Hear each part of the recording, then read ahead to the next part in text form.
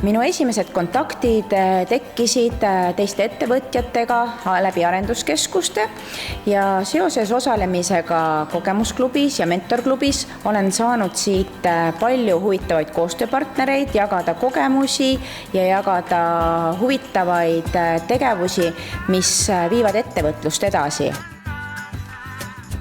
Kui sa oled alustav ettevõtja, siis alguses ei ole väga vahendeid, et kuskil kallitel koolitustel käia. Ja kui sa oled alustav ettevõtja üksi, siis sul ei ole ka eriti inimesi, kellega saaks arutada enda plaane. See ei lähe ju lihtsalt kohaliku ettevõtja juurde ja ütle, et pühenda mulle tund enda aega. Aga mida arenduskeskused teevad, nad toovad sisse koolitajaid, tänu millele on võimalik osaleda tasuta väga väärtuslike koolitusprogrammidel alustavatel ettevõtjatel ja mentorprogrammide raames on võimalik saada nõu päris reaalsetelt kohalikelt ettevõtjatelt, kuidas enda äri hoopis järgmisele tasandile viia.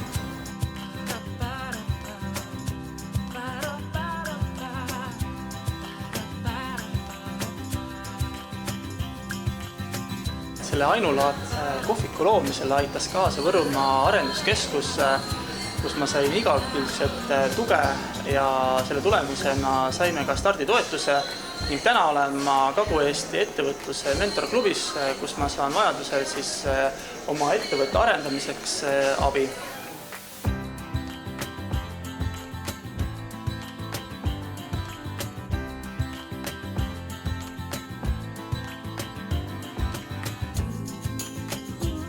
Alustades unistamisega vajad enda kõrvale ausat ja motiveerivat tagasisidet koos suurte kogemustega. Arenguagentuuri inimesed usuvad sinusse. Neile tasub külla minna. Head tuhinat ei tohiks raisku lasta. 3 maakonna arenduskeskuste koostöö on omavahel väga hästi käima läinud ja selle tõttu suhtlevad ka 3 maakonna ettevõtted omavahel palju rohkem kui aastaid tagasi. Just Põlva või Võru puiduettevõtted suhtlevad Valga omadega vastupidi ja samas Valga Võru toiduettevõtted Põllu omadega ja vastupidi. Ja see omavaheline suhtlemine on viinud ka omavahelisele koostööle ettevõtete vahel. Nii et ei ole enam niimoodi, et üks firma tegutseb oma külas ja omab seda turgu, vaid koostöö on laiem üle 3 maakonna.